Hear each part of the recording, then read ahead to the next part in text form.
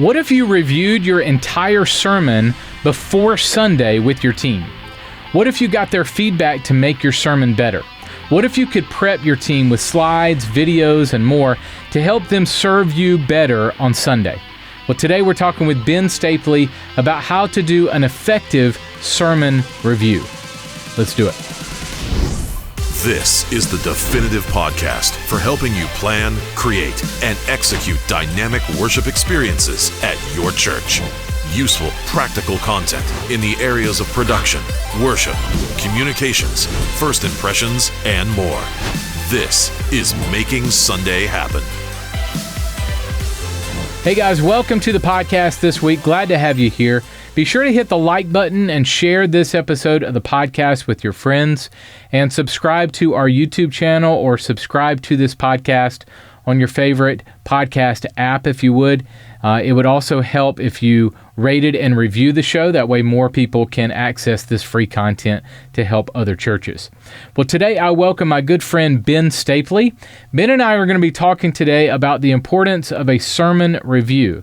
Now, I'm not a pastor or I'm not a keynote speaker. I'm usually the breakout guy, but I have been the video director on staff at several large churches, and I've been the content creator for the pastor's sermons, from bumper videos and testimony videos, photos to help illustrate points, things like that. So what you're going to hear in this interview today is Ben's perspective as a communicator and working with pastors, and my perspective from a technical side. Both, I think, will be helpful to set your staff and volunteers up well to execute Sunday with excellence and know how to do a sermon review so that you walk into Sunday completely prepared and not scrambling last minute. So this is very a casual chat among friends. Ben and I are close friends, and so we're going to kind of do a casual chat on this topic, so a little less formal today. So my friend Ben Stapley and I are going to tackle what it looks like to do a sermon review for your church. It's coming up right after this. Hey guys, I want to share a testimony that we received from a custom client of ours recently. This is from Pastor Roscoe Lilly at Starpoint Church. Roscoe says, "The 1230 team are a dream to work with. They are able to bring to life the vision of each project with excellence, allowing our team to focus on other aspects of ministry. Their team is very responsive to our needs, and the custom product is surprisingly economical. If you are looking for a partner in creating high-quality sermon bumpers and graphics, we highly recommend 1230. If you are a pastor like Roscoe and want to allow us to bring your graphics and video needs to life while you focus on pastoring your people, contact us today at 1230.media/custom. We would love to serve you. That's 1230.media/custom. Hey guys, today I welcome my buddy Ben Stapley. Ben is the executive pastor at the Life Christian Church in West Orange, New Jersey. Ben, you know, we've known each other for a long time now, and I have to tell you, man, I am just super proud to know you and your ministry and what you're getting to do for God, not only the church, the churches that you serve, but on the speaking circuit. And I know we bump into each other and these conferences and other things. And man, I'm just so proud of you and the ministry that you have. And I'm just grateful to know you, buddy. Carl, you're one of my biggest ministry crushes. I've loved what you've done in ministry for such a long time that I feel honored to be on this podcast with you. I'm going to share the story in the past, but I'm going to share it really quickly as well. Okay. Maybe about 8 years ago, you reached out to me and said, "Hey, would you write a blog for me?" And that transformed my view of myself, that I may have something additional to add to the Christendom outside of my local context. So thank you for pouring into people like me and all the other leaders that you interact with. You are very life-giving in your interaction. It's always a pleasure to talk to you. Thank you, man. Well, I don't think I've ever been called a ministry crush, so I'll treasure that. Don't tell my wife that. Right. So my man crushes after you, of course, is Mike Rowe. You know, the guy who hosts Dirty Jobs. He's my man crush. So it's you and him. So well, you battle it out there. I'm not just crushing on you right now. I'm crushing on your setup. I got this mic, and I feel really proud of myself because you have a whole room, and people who are just listening, you need to check out Carl's setup. It's incredible, the studio setup he has. So I'm envious of you on a number of fronts. Thank you, buddy. All right, so give me an update on where you are. It's been a while since I've had you on. So you're at the Life Christian Church. Give me your role and kind of life update for you. So I am here, great question, Life Christian Church in West Orange, New Jersey, the executive pastor. And for the longest time, I think a lot of our interaction, I was an experience director, kind of designing a service experience on site and online. And I've loved that for about 15 years of my ministry career. But at some point, it got a little old for me. I love baby Jesus, but if I have to do one more Christmas, I was going to die. And I felt myself getting creatively dry. I was starting to cut and paste, which wasn't good for me professional. I usually need a new challenge for myself every about 3 to 5 years, something substantial. And more importantly, it wasn't good for our guests, because I wasn't bringing my best to the table. And so I knew I needed a career change and a new challenge.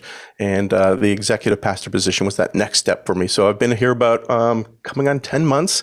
It's been a great opportunity to grow and to develop and be back in my original state of New Jersey. Even though I'm Canadian, it's good to be back here in the Northeast, close to family as well.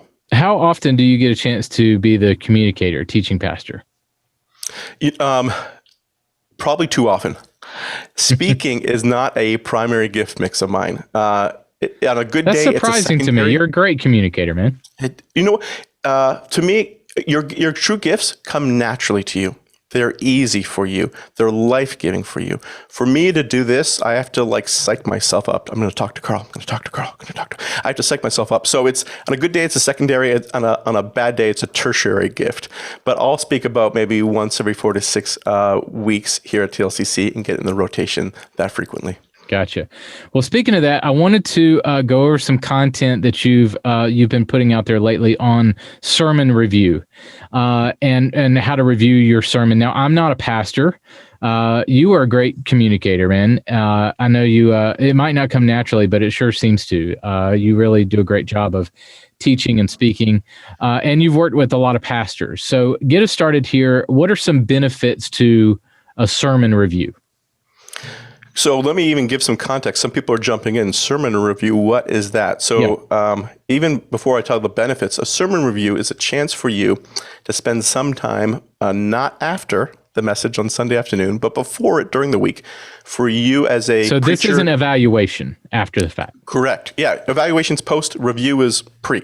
So sometime before your message, you go in front of a panel of trusted advisors and you present your message. Not just, these are some ideas here, but you practice the way you're going to perform. You preach it as though it was a live audience, and you get feedback from those people. And some of that feedback you interject, and you make the experience better before the coming Sunday. And then also, since you're doing this sometime during the work week, you're not doing it on Friday or Saturday night with a mad scramble and asking your graphic designer to give you some graphics because you're still preparing your message. So that's really quickly what the review is.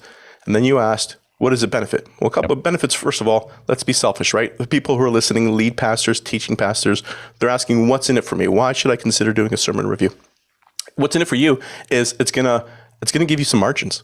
We have all, post-COVID, are all pretty razor thin on our margins and trying to figure out how to expand them. Mental, physical, emotional, spiritual margins, how to get some of this back because they were depleted. If you don't have a weekend again and again and again, but your message prep gets pushed to the end, you are on the edge of burnout. I don't know about you, I'd be fascinated. This is a side tangent. I don't know how many sabbaticals I've seen from pastors. I'm taking a sabbatical. It's been phenomenal, the amount of people, and I think it's being overdue, but they've been running on empty. And part of it is because they're doing their message prep way too late in the week. So what's in it for the teaching pastor? They get some margin back. What's in it for the team they surround themselves within? They get margin back. They get a weekend back. They're not doing all their week, which is a response to your work. I can't create the sermon slide until I know what the sermon points are. I can't create the sermon bumper until I know what the message series. They're waiting for you, so it gives them a weekend. And then most importantly, it gives your guests, your people in your congregation, a better experience because your message isn't just what you thought. it's been polished, it's been fine-tuned, it's been informed on and made a better experience, so the people who are trying to encounter Christ actually do that, because any of those distractions get minimized and any of your strong points get emphasized. So those are the big 3 wins, and those are the 3 people: the teaching pastor, the staff team, volunteers as well, and then the guest. They get to see a clearer image of Christ. Yeah, I want to speak to that staff role, because I've been on staff at a church in that role as both content creator, as video director, preparing the pro presenter, show, for lack of a better word, prepping all the computers, prepping all the content for Sunday, and creating videos and graphics and stuff like that. And I can definitely speak to the fact that, if it comes in at even noon on Thursday, let's just say, it is a mad scramble from noon to 5, like you're getting off at 5, to get all of it in and done for Sunday. Yeah. Can you prep some things Monday through Thursday to get yourself in a good spot where pastor comes in with the sermon? Yeah, you can. But still, hey, we need a video. Well, Thursday's too late for the video. Oh, you're not all in? Oh, you don't love. I mean, it's that. There's a cycle there that can happen where your staff members, let's say your content creators, are pushed into working Friday and Saturday. So you're so right that it trickles down from pastor all the way down to volunteer on getting that margin back. So I'm definitely in agreement there. And we've had many of those friends who've been burnt out, right? Who leave the church, who leave Christ, who leave the whole creative field because of what we're talking about right now. And if we can keep them in the game, keep those healthy margins there, it's just a win for so many people. Yeah, I want to speak to that in a couple of different ways. I would think that right now, kind of a pulse of the church, I think people are coming back a little bit, but weary is a word that I hear a lot. Just kind of drained, tired, weary. I think it's starting to come back up a little bit, but I've definitely seen that in the ministry space. Whether you're a senior pastor, whether you're a content creator, whatever your role is, worship leaders, we've had to do so many different roles that burnout is a real thing. And also too, it's interesting, at 12:30, a lot of our team is fried out, burnt church people. People that want to do ministry without either the politics of ministry or without frying to a crisp because their church is putting so much on them. So it's a benefit to me on this end, but it's not a benefit to the church as a whole if people are frying out left and right. Yeah, you mentioned some spiritual abuse there, right? Like, aren't you all in? And that's that's a shame that we have done that to our staffs in the past. And I've talked to some people in the corporate setting, and they're like, "Wait, what do you guys do? And how on call do you expect your staff to be? And do you realize that's unhealthy?" And that's a nice mirror to hold up ourselves. Are we at least as healthy as the corporate environment, or maybe are we more healthy? If God's mandated in one of His top 10 commandments to have a Sabbath, are we actually doing that? So. Yeah, conviction time. Thanks, Carl. Thanks for that. Hey, man, it's the Holy Spirit that convicts if you're feeling it. Just kidding. All right, so you've spent almost 20 years now in ministry. So why would you consider the sermon review the best piece of advice that you can give and offer other people in ministry? Yeah, you've given me a soapbox. I'm going to stand on it here, and this is it's a bit of a hyperbole, but I think it's true. It's the best ministry advice I have to offer. And there's obviously stuff like, keep your walk with Jesus tight and some of the foundational stuff. But like beyond that, something unique that I never heard was this. And the reason it's the best ministry advice I have, there's a couple of reasons. One of the biggest ones is people already review your message. They're doing it on the way home. They're speaking about that as spouses as they drive home. Did you pick up anything from that? No, I fell asleep after the second point. So, can you believe, he said this political statement? Like, that's so divisive. So people naturally do that already. But we as teaching pastors will falsely shield ourselves from it, and then we don't benefit from it. So if people are already going to do that, why don't you do that with people that you trust and get better? When people are walking out of the service, no one is giving you those notes. What are they saying? Thank you, Pastor, good message. Thank you, Pastor, good message. They're giving you platitudes. They're not giving you honest They're not giving you truth. And if at the end of the day, your goal is to introduce people to Jesus, showcase who he is, his radical love, and help them find and follow him, don't you want to do that to your best of your ability? Yeah. Don't you want to master your craft? You're an artist, and part of your art form is public communication. Don't you want to get better at that? Because if you get better at that, you're going to see more results. You're going to see more results. So that's part of the reason it's my best ministry advice. And the other one, I'm not going to over spiritualize things here, but it's true. God resists the proud and he gives grace to the humble. And when I've seen this happen again and again is teaching pastors don't do this. And there's a range of reasons why they don't do this. And I think sometimes it is a pride. Mm-hmm. I don't want someone to speak into, or it's a pride or it's a thin-skinnedness. Either it's pride. My message is perfect. No one can improve upon it. But I think probably more honestly, it is a thin-skinnedness, and I don't want anyone to speak into it and tell me it's not right because I can't handle that type of feedback. Mm-hmm. So it's the best ministry advice I have to offer because, again, it's going to transform lives, and that's what we're here for. So why not try to do that to a better degree?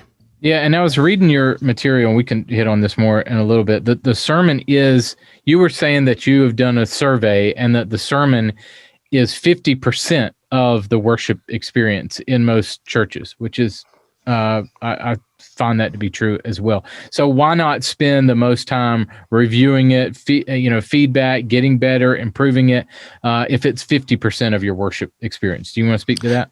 Yeah, and it's funny because oftentimes in that survey, I think it's about a 50, 30, 20 split between 50 with message, 30 with percentage in terms of worship, and then 20% in terms of some communication stuff that you need to do and go through with people. But in terms of that 30% with worship, there will be a lot of feedback that the lead pastor gives to the worship team. Stage presence was weak. You got to really bring it. That vocalist was flat. So there's a lot of feedback and reviewing that happens even before that. Okay, so what are the songs that we're going to pick out, and let's select them. And there's a lot of reviewing before the service even happens for that 30%. But again, that 50%, the majority, it's a bit of a black box. No one's allowed to see into that. No one's allowed to speak into that. No one idea has, other than the passage, the series name, the message name, and the passage. Maybe a blurb. Maybe 4 things we know about the message beforehand. The rest of it, it's a big enigma. It's a big question mark. Who knows what's going to happen? None of us do other than the lead pastor. And let's change that. Let's change that. There's no reason for you to go on Mount Sinai with you and God and have you in your alone time and come on down with this holy message. That's wisdom's found in the counsel of many. Get a counsel in front of you and get some of the feedback. So yeah, you're coming what you're saying. I'm going around about here. If our services are designed with that as the main thing, then let's treat it that way and give it its needed review upfront during the week beforehand. Good. So let's walk it through. What's the best day to review? So the best day I would say is a Thursday. And now everyone has a different work schedule, so I understand there's a little bit of differences here. I say Thursday because it's late enough in the week that the teaching pastor still has time. Say if they had their Monday off, they still have Tuesday and Wednesday to work on it to get that done. And then it's still late enough in the week, especially if you do it Tuesday in the morning or in the around noontime, that the creative team can respond to it, and that they get a chance to make those changes, whatever they need to, on Thursday afternoon or Friday if they work on Fridays. So Thursday is the best. It's funny, we instituted this, most of our teams, Sunday morning teams are Sunday through Thursday. So they have Friday and Saturday off. Well, when we started this here at TLCC, we did our reviews, silly, I can't believe I didn't catch this. We started our reviews Thursday afternoon from 4 to 5. And then we did this for a couple of weeks. And then our creatives are saying, you realize that you've given me a bunch of notes and now I'm spending Thursday night or half of my day on Friday getting this done. Eureka movement. Let's move it to noon. We'll do it from 12 to 1. That gives you 4 hours to make some substantial changes. Does that feel like a good margin? Is that late enough for the teaching pastor, but still gives you a half work day to make those modifications? Yeah, that's where we're at right now. So I like that. Yeah. That being said, if Thursdays can't work, Wednesdays or Fridays, depending on your work weeks, can still work. Just get it done before Saturday. So that's the key. And then teaching pastors, obviously, we're speaking to teaching pastors that are listening in right now, or the creative teams that are trying to coach them to this idea, is they may already have a number of meetings on Thursday. Well, hey, you're You're called the lead pastor for a reason. You can lead. You can change your organization structure. You can change your workflow. You can move your message prep to the beginning of the week and put all your messages, all your meetings on the back end of the week. Whatever works, whatever changes you need to your calendar, your staff is going to say, sure, I'll change my work week. If you can get your messages done early, I will completely revamp my work week. You have at it, because it's going to give me some margin. So bump it up Thursday, ideally, if not Wednesday or Friday. What about, I'm going to play devil's advocate here. I'm a senior pastor. I get my sermon prep done on Saturday. It's just how the Holy Spirit works. I marinate on it all week. Stop. It's keep going. No, you push back on that. I'm playing devil's advocate here. Yeah, so we've sidebarred about this for the longest time. So the plan of salvation was forged in eternity past. We know that nothing slips God's mind, but we think it comes to inspiration for us. It has to be last minute. Don't pin that on the Holy Spirit. That's a you issue. That is not the Holy Spirit's issue. We have a God of order. We have a God of structure. We have a God of planning. We can follow in light of that and saying, talk to me now, God. It's at the beginning of the week. My whole staff would like to have this rest. You say that you give rest to your children. You've designed us for a sabbatical, but I can only give my staff a sabbatical if you give me inspiration now. If you help talk through me now. I can only help them live out the commandment. If you show yourself to be faithful now, it's Monday. Will you do that to me, God? If you come to God with that humility, he does not resist the proud. He gives grace to the humble. He will give you that needed inspiration early in the work week. So don't pin that on God. That's a you issue, and it's a lack of trust, or it's a lack of you to switching your work week to find that inspiration earlier instead of later. Good. All right. Tell me about reviewing everything. So, set us up here. What do you mean by everything?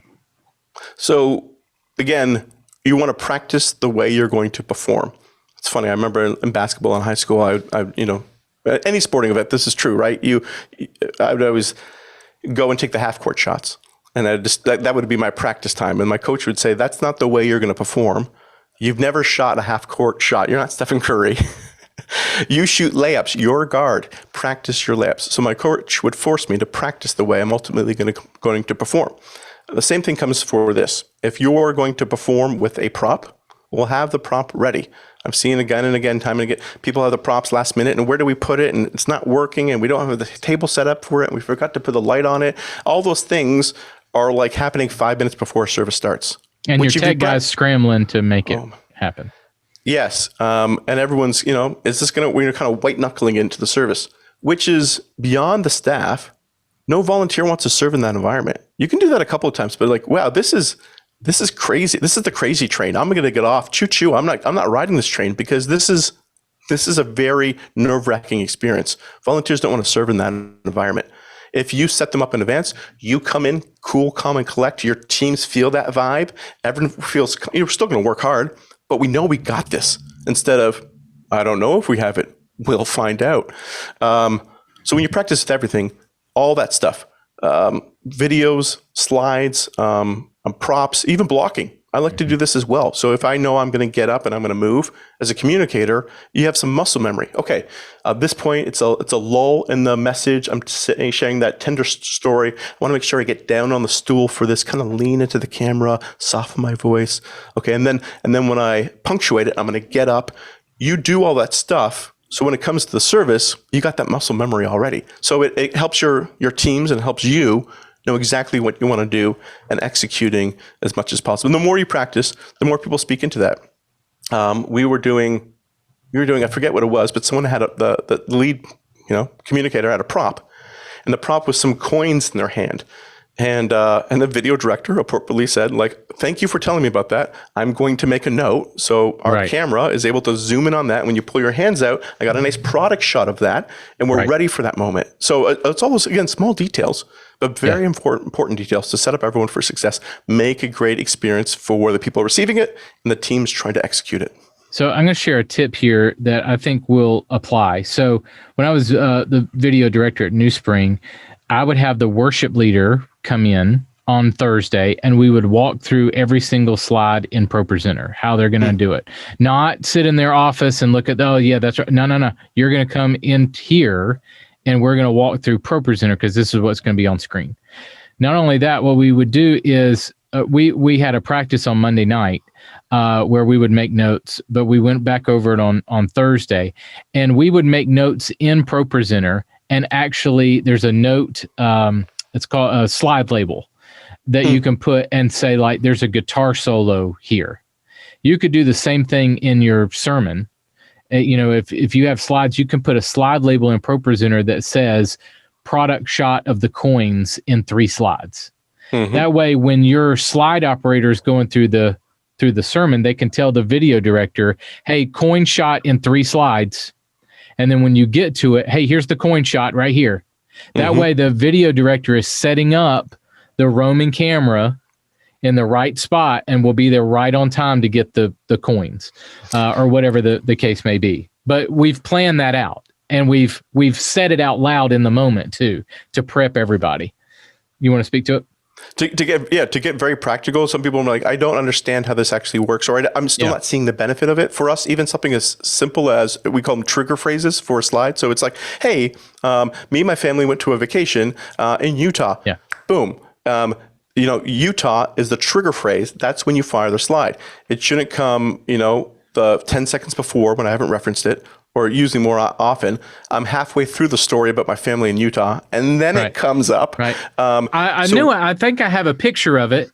Do we got that, guys? Do we got that? Right. Do we have? Exactly. We don't have it. We have it, and then here it is. Here it is. Yeah. This is so cringy. We're laughing about it because it happens every Sunday. Because they just haven't. Where in the manuscript and communicator, don't just say like during this point. Exactly when do you want it? And especially when it comes, I've seen this happen a lot too. When it happens, when it's comedic, right? When it's a reveal, there's an old gag I usually do every Christmas season. The gag is, hey, did anyone get a chance to set up their Christmas lights? Yeah, I did as well. I really struggle with it, so I just do it this way. And it's a picture of a ball of Christmas lights just hanging from the ceiling, and I haven't bothered to detangle it. It's just hanging up like that. Now, you have to fire. If you fire it early, you've just stolen my punchline as a communicator, and it feels wah. So you have to hit it accurately. And this is not only important for. I'm going to call this out. This is not only important for the audience receiving it. We're like, wait, why are we seeing the pictures of Utah now? He was talking about that 2 minutes ago. It's awkward for them, but it's also awkward for the communicator. And maybe it's just me and my insecurities, and because I don't do it so frequently. But I know there's so much I'm trying to keep in my head straight with the message I'm trying to convey. And once some of those technical glitches stop happening and my mic fades out or cues aren't fired, it just, because I'm so green, it rattles me. And I'm sure there's communicators who are up here who are listening and they're like, I've done this for 20 years. And, screaming baby up front, like, bring it on. I got it all. I can push through anything. But if you're a green communicator, if you're a young communicator, you kind of need things going in your favor and not rattle you, because then you're kind of wondering, well, they missed that trigger phrase, and I can clearly see it. I can see in my peripheral. It's not in the LED wall. Right. Or do I call it out now? Do I not? Is the next one going to get fired? And I'm thinking about all that stuff instead of what I'm trying to say. So that prep gives that security blanket around greener communicators as they're communicating. And I can tell you on the flip side, if the communicator doesn't go over it with either the staff team or the volunteer team, it makes me very timid as a slide operator that I'm going to mess up in front of thousands of people. And then I'm not going to want to serve next time because I messed up and it was totally my fault that he missed the punchline. Yeah, and so we're coming back to art form, right? There's artistry from you as a communicator and you as the video. You're like, hey man, I know when to cut on the tempo. I know when to do this, and I want to be set up for success instead of I don't know if I'm doing it right. So your volunteers who take their trade and their craft seriously, set them up for success. Yeah. Yeah, good. All right, tell me how a review makes future messages better. Ooh, this is helpful. Again, I'm trying to connect right now with our teaching pastors, but I would be specific. I'd say teaching pastors who are in the game early, because this is like compound interest, right? Everyone always talked to me about this, and I didn't understand this at the beginning, but they're like, if you start investing in your retirement plan early, it builds upon itself. And I figured that out like 5 years into my career. I was like, stink, I should have done this at the beginning. Whatever trade you're doing, whatever craft you're doing, if you start building upon that early, it's going to build upon itself. So again, talking about the review process, if you start this and you're not just getting an attaboy on the way out as a young preacher, but before the sermon goes, before the Sunday hits, you're getting honest, constructive critique that you build upon. Your growth curve is going to be exponential because you're not just trying to figure it out on your own. You're getting feedback from each other, and that feedback builds upon itself. A clear example is, this is embarrassing. It's embarrassing. My wife still says this to me today. She says, whenever I step on stage, I'm doing it now because I'm thinking about it now. She says, smile, because I'm enjoying myself with you right now. But sometimes my face, the natural disposition does not reflect that. My face defaults to something stern. And so I have to tell myself, let Carl know you're having a good time. Smile. Let the audience know. And so I literally, before I step on the stage, there's 3 things I tell myself. One, check your zipper. Then 2. There's 4 things I tell myself now. Okay. 3 is smile. Have a fun time. If you're not enjoying yourself, your audience is not going to enjoy yourself. Yeah, good. And the last thing is give God glory. This is not about you. This is about him. So at the end of the day, honor him. Give him, show that spotlight onto him as much as you can. But I still have to tell myself that every time I step on the stage. So my wife gave me that feedback 20 years ago, and that compound interest, the fact that review is built upon itself, it still applies today. I'm still telling myself that in the wings before I step on any stage, regardless how long the moment is. Smile, have fun, give God glory. So the green communicators here are going to get the same thing. They're going to get feedback now that they have to apply for all, because whatever their default is, or the shortcomings or the blind spots are, they're going to have to apply that every message from here on out. We'll get that feedback now, not at the end of your career during a retirement party when someone tells you, hey, by the way, do you know you've been frowning for the past 20 years. Ha, ha, ha. You're like, what? Right. Why did nobody tell me this? You'll get that stuff at your retirement party. Get it now and apply it now. Good. All right. So you talked about having a team of trusted advisors. Tell me about that and how important it is to have diversity in that group. That's super important because, again, we don't know our blind spots. A fish doesn't know it's wet. You don't know what you don't know. A great example of this is I was interacting with a lead pastor, and God had blessed him and his wife financially, and a lot of the references were about some of the more expensive elements in life that maybe not all of us could afford. And they were talking about how their son or their daughter was going off to Ivy League college. One message, and then the next message they were talking about this lucrative vacation they were going on. And I said, hey, first of all, I'm so happy God has put you in that financial position. That is a beautiful thing, and I celebrate that in your life. But second of all, you referencing that every week is going to be a challenge for some of our people who are more economically strapped. And so I would soften some of that, not to discredit what God has given to you. There's no reason to unnecessarily hide that. But if that is going to be a stumbling block for people, you need to factor that in. And he's like, that's great. And it was something simple. The next, the message was, last month I went on a road trip with my daughter and we checked out 3 Ivy League colleges and we're deciding which one to go to because we have so many. It was last month I went on a road trip with my daughter to introduce her some colleges. We're so excited to see the next chapter God has for us.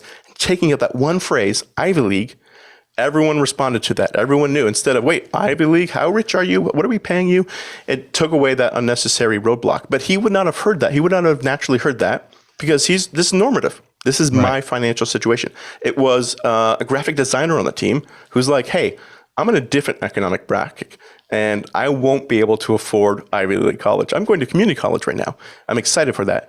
But when you say that again and again, and for whatever reason, my insecurities I'm struggling with makes me feel inferior. I know that is not your intention, but that is my perception. Can you help me with my perception by just taking that phrase out? I like that you incorporate. I'm sorry, Ben. I didn't mean to interrupt you. I'm done.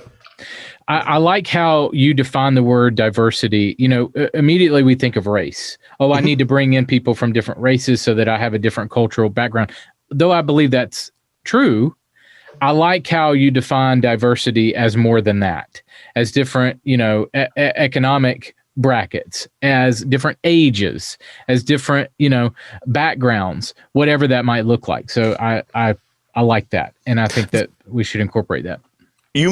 Those are important. The one that's also important to put in this is theological. So it's also helpful to have a new Christian or a baby Christian on your team, because you may be dropping some theological terms that nobody is understanding. One of my pet peeves is when pastors will say, as we all know in Habakkuk, it says in Habakkuk 2:18 that, bro, we do not all know what it says in Habakkuk 2:18. I'm going to have to look on that afterwards because I'm feeling convicted right now. I have no idea what that verse or chapter or the book is about at this point. And now so even language like that, where it's normative to us, but it is not to anybody else. Right. Theological babies will flag that, saying, could you define transubstantiation for me? Because you said it and you moved on, and I'm Googling it right now. Yeah. Oh, so again, that diversity helps you see that those blind spots that you normally wouldn't. Again, fish don't know it's wet. This will help you identify where you're wet and where you're dry. And I think that it takes out the relatability sometimes of a pastor or puts me as a pastor on a pedestal, if I can use big words that you don't know. And so to remove that out, I now become more authentic. I now become more relatable, I think. Yes, that's a completely different conversation in terms of communicating and how do we present Christ in an understandable way instead of presenting our knowledge and our theological background and our intellect, which, to be frank, wow, if I drop this big word in there, transubstantiation, that sounds impressive. That makes me look good. At the end of the day, your whole message is making Jesus look good. And if you need to use the word transubstantiation to do that, then do that. But if that's making you look good, take it the heck out, because it doesn't belong in there. It's all about shining that light on him. Good. All right. I got a couple more minutes with you. I love one thing that you put in the notes that I have here is that it's not a democracy. If me as a pastor, if I can receive the feedback, but ultimately as the lead pastor, I need to follow the Holy Spirit, and I might need to say that, but I need to also be open to feedback. But at the end of the day, it is a dictatorship with the pastor being the dictator. Right? Yeah. So some of those lead pastors, some of our teaching pastors listen in might say, whoa, this is Pandora's box. Yeah. I'm opening up all this feedback and I'm getting all this wonky feedback from people that does not apply, that is not applicable. And I feel now handcuffed to it. No, you're not. It's still, again, not democracy, dictator. And you're the dictator. You'll decide what gets applied and what doesn't get applied. So you don't need to worry about that.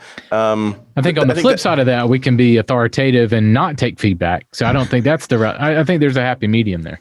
Oh yes, and if you don't take any feedback when it comes to the review time, the panel will say, any thoughts, and they'll say, no, it was good.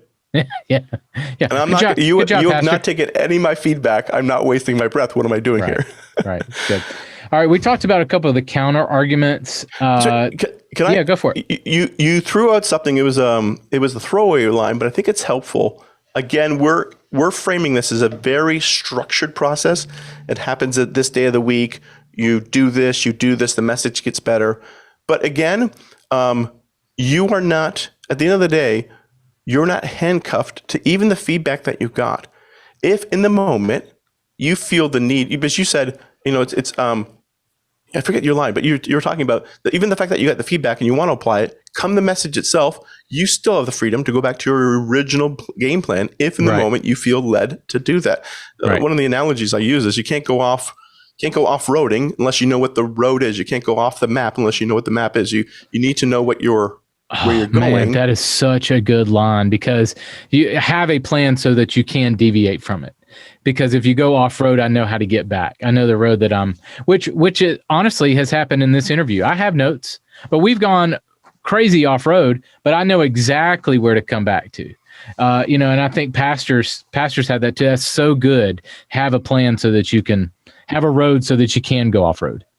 And in fact, as a communicator, it's more liberating. If I come in with a tight manuscript, I was like, if the Holy Spirit whispers something into my ear, I'm good for that. I feel equipped for that, because I can always go back to my manuscript, or maybe the back half of the message is completely different than I anticipated because he was doing something during the moment. But if I just go in and I'm just listening and just finding out what he's saying, that to me fills me with trepidation and fear. But that game plan is a great starting point to go from. All right. I'm going to hit you with some rapid fire before you leave. Can I do that? Do it. All right. Here we go. 5 questions really quickly. Number 1, what is the biggest... I hate you. Did this before. I hate this. Yeah. I put you on the spot. You gave me you're deviating off the roadmap, Carl, and I don't like it. Well, I didn't prep you for these. Here we go. What is the biggest encouragement that you're seeing with pastors and communicators right now? We talked about it up front. I'll come back to it. It's sabbatical. Okay. The fact that they're taking mental health, they're taking emotional health, they're taking physical health seriously and honestly and respond. Now we're doing it out of desperation, right? Like, I'm depleted. That's the most encouraging thing. I hope it's not a flash in the pan. Like, okay, I'm good for the next 20 years and I'll throw that Messiah complex back on myself. But hopefully it kind of reconfigures the way a lot of lead pastors think about rhythm, rest, and boundaries. Number 2, what is one of the biggest mistakes that you're seeing right now in communicators? And this is probably at large, that a lot of communicators are forgetting about their online audience and they are no longer addressing them. And any of the grounds that we made for that hybrid model, that on-site, that online model, it's been dissipating over the past 12 months. I think that's a discouragement. And I think this is bigger, but I think the natural, I'll leave it there. I won't be too down. Okay. Debbie down. Number 3, who would you trade places with for a day? Other than yourself? Gosh, who would I trade places with? I can't fit my head in the screen, Ben. Hang on a second. Keep it coming, Ben. Don't stop. Man crush, man. Good job, Carl. See, I don't need a review. Okay, I just kidding. You're doing it all perfect. I'd probably trade places with anybody in the who works for Google. I just love every product they put out. I think is great. I think a lot of things that I've heard about their workplace mentality, how they create white space for people, how they allow them a certain percentage of their work time just to work on their pet projects and the side projects, but those projects ultimately become some of the keystone services they provide. It seems like a really healthy environment, a very collaborative, inspirational environment, which I'd love to be there, learn from, and apply as much as I can in my own environment. Number 4, what is something that people don't know about you? Hidden talent. I am a fraternal twin. Most people don't know, and I have a younger brother, an Irish brother. I don't know if that's a derogatory term, so I apologize if it is. Probably is. You're being too divisive right now. Sorry? You're being too divisive right now. Yeah, I'm giving you constructive. It's your review. Way too political. If we had someone who was of Irish descent in this conversation right now, they would have flagged that for me. And yes, I have a younger brother. Without a specific title attributed to him, but 18 months. And so the 3 of us are similar in age. And if you were to see a picture of all 3 of us, you would say me and my younger brother are the twin. Wow. I did not know that. Yeah. All right, last question. What quality do you admire most in pastors and leaders? I think it's when you're around them and you just sense that they love Jesus. And I say that because it's a pretty amorphous and subjective thing, but there's people that you're around, and then when they talk about Jesus, you're like, man, like you see him, and you love him, and you follow him, and you walk with him, and it's just really clear the way you talk, and I want to be more like you. And so I appreciate leaders who are great with their organizations, their visions, and all that stuff. But man, like when I get around a leader who just clearly exudes a love for Jesus, there's a staff member that I used to lead, and I just tell them all the time, whenever I'm around you, I fall more in love with Jesus because it is clear that you love him. Can I take you out for coffee? So that's probably the biggest characteristic that I like being around with leaders. Awesome. Well, man, it's an honor to call you friend. I love the fact that, we only get to see each other once every few months or so. But I love the fact that we are friends online, the text messages, and just I love the fact that we can use technology to be closer.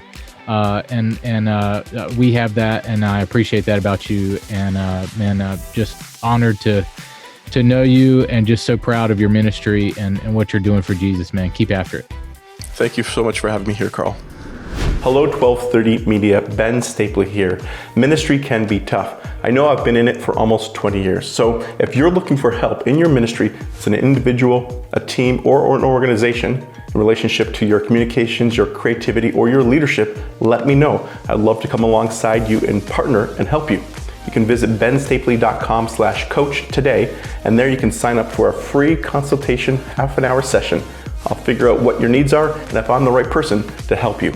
Visit benstapley.com/coach if you need help today. The show notes for this episode are available now at makingsundayhappen.com. Well, hey guys, thanks so much for joining us this week on the show. We are running a huge Back to Church sale through the end of August, so be sure to jump on that very fast. That's 50% off our Go Unlimited annual subscription. Just visit 1230.media/go, that's 1230.media/GO, and use the code BACKTOCHURCH when signing up for our annual plan. Your plan will drop from $396 to $198 for the first year. Incredible deal now through the end of August, so jump in on that. Well, thanks so much for joining us this week. Hit that like button and subscribe to our show so that you never miss an episode, and rate and review us on your favorite podcast app if you would. Next week, I welcome George Klippel from LiveU. George and I will talk about live streaming and some tips that they have shared with churches at LiveU when it comes to upping your church online game. Really good conversation with George next week. We'll go out there and create some incredible worship experiences this weekend. I'll catch you next week. Making Sunday Happen is a production of the ministry of 1230 Media. For show notes, archive episodes, and more free resources for your church, visit makingsundayhappen.com.